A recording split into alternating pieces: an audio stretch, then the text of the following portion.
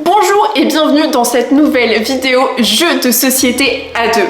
Au programme, mon top 3 des jeux du moment. Des jeux qui sont pas forcément sortis récemment, mais qui en tout cas ont marqué mon mois. Ce sont des jeux vraiment faciles et rapides, donc c'est des parties entre 10 et 30 minutes qui se jouent soit exclusivement à deux ou qui peuvent se jouer à deux. En tout cas, c'est des jeux que moi j'affectionne particulièrement puisqu'ils sont rapides.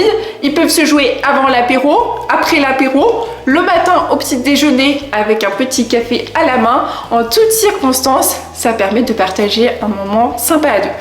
En attendant, je te propose de mettre pause sur cette vidéo et de me dire dans les commentaires ta dernière découverte de jeux à deux. Et puis évidemment, si t'es pas déjà abonné, c'est le moment de le faire parce que sinon tu vas louper toutes les futures vidéos de jeux de société.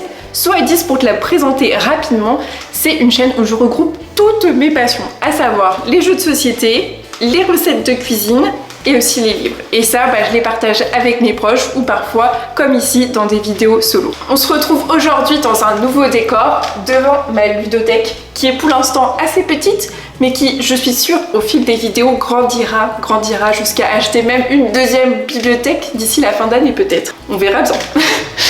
En tout cas, j'espère que ce top te plaira et pour ne pas te spoiler, ce que je vais faire, c'est que je vais prendre un à un les jeux, mais je vais pas te les présenter tout de suite. Donc reste toute la vidéo si tu veux les découvrir un à un. Le premier jeu à deux que je vais te présenter, c'est un jeu coopératif qui se joue exclusivement à deux. Ce jeu, c'est Skyteam. Bon, je pense que tu l'as déjà vu parce que ça fait quand même un certain temps maintenant qu'il est sorti. Dans ce jeu, l'un des joueurs est le pilote et l'autre est le copilote. Ton objectif, c'est de faire atterrir ton avion sans encombre. Tu auras alors 21 scénarios classés dans 3 niveaux de difficulté et chacun des scénarios se déroulera dans un des 11 aéroports internationaux.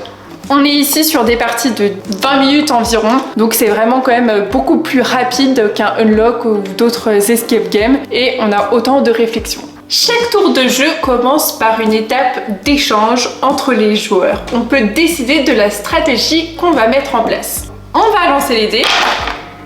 À chaque tour de jeu, on devra placer l'un des dés sur un des emplacements désignés de l'espace de jeu. Chaque emplacement de dés désigne une action d'une réelle procédure d'atterrissage. On a aussi bien la communication avec la tour de contrôle, les trains d'atterrissage, la vitesse, l'axe de l'avion, plein de paramètres très importants si on veut gagner et faire atterrir notre avion. Il faudra être stratégique pour optimiser au mieux le placement des dés dans les différentes actions. On gagne seulement si on a fait atterrir l'avion, mais s'il y a aussi certaines conditions. Ce que j'adore dans ce jeu, c'est qu'il est évolutif. Plus tu augmenteras la difficulté et plus tu auras des nouvelles règles qui viendront s'ajouter avec des nouveaux modules pour complexifier encore plus les missions. Pour l'avoir déjà fait, je peux vous garantir qu'on peut jouer plusieurs fois le même scénario. Il n'y a aucun impact, c'est pas comme une escape game par exemple où on se souviendra de ce qu'il fallait faire à tel moment. Pour complexifier encore plus ce jeu, il existe aussi une extension avec des scénarios exclusifs, donc n'hésitez pas aussi à l'ajouter en complément. Moi je ne l'ai pas testé, mais il paraît que cette extension est très bien. Le deuxième jeu que je vais te présenter, c'est Solstice. Solstice, c'est un jeu où tu devras placer le plus de tuiles pour former le plus grand des paysages de montagne. Ton objectif, ça sera d'obtenir le plus d'étoiles possible. Ce que je trouve vraiment idéal dans ce jeu, c'est qu'il prend vraiment pas de place, un tout petit peu plus qu'un jeu de 52 cartes. Donc ça se glisse très facilement dans le sac à main quand on va boire un coup. C'est l'idéal. Les parties sont également très rapides puisque ça ne dure que 15 minutes pour gagner. À chaque tour de jeu, on va devoir sélectionner une des tuiles qu'on a en main pour pouvoir la placer sur notre panorama. Si la carte qu'on choisit est compatible en termes de chiffres ou de couleurs avec l'une des tuiles au centre, alors on peut réaliser ce qu'on appelle une capture. On va alors prendre cette tuile et l'ajouter à notre panorama. Si malgré tout, il n'y a aucune tuile compatible, on a le droit à une seconde chance. Lorsqu'on arrive à réunir 4 tuiles paysages contigus, formant donc un carré, on a le droit à appeler un esprit.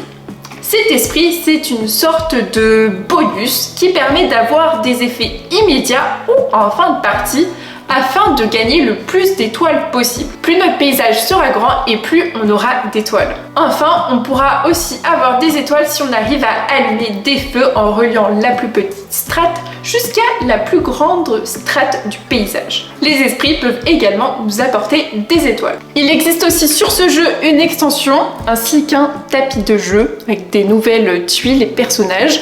Je ne l'ai pas testé non plus, mais il paraît qu'elle est très bien. Donc dites-moi d'ailleurs dans les commentaires si vous l'avez déjà testé, votre avis. Et enfin, le dernier jeu à deux que j'aimerais te présenter, ce n'est pas un jeu exclusivement à deux, puisqu'il peut se jouer jusqu'à 5 joueurs. Ce jeu, c'est Château Combo. C'est un jeu de construction de tableaux qui se passe au Moyen-Âge. Ton objectif, ça sera d'assembler un tableau de 3 x 3 personnages pour créer le maximum de combos possibles et donc le maximum de points. Les différents personnages appartiennent à deux catégories, les personnages du village et les personnages du château. Pour chaque personnage, on gagne aussi bien des effets immédiats que des points en fin de partie. Il faudra donc essayer de faire les combinaisons les plus avantageuses possibles pour avoir un max de points.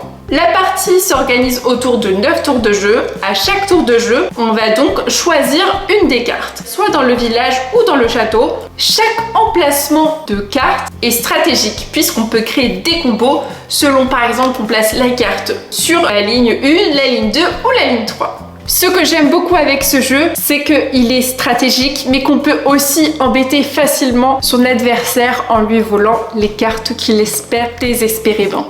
Et voilà, cette vidéo de top 3 jeux à 2 est déjà terminée. J'espère qu'elle t'aura plu et n'oublie pas de me dire dans les commentaires quel est ton préféré parmi ceux que j'ai présentés. J'espère te revoir pour une prochaine vidéo et te dis à très bientôt.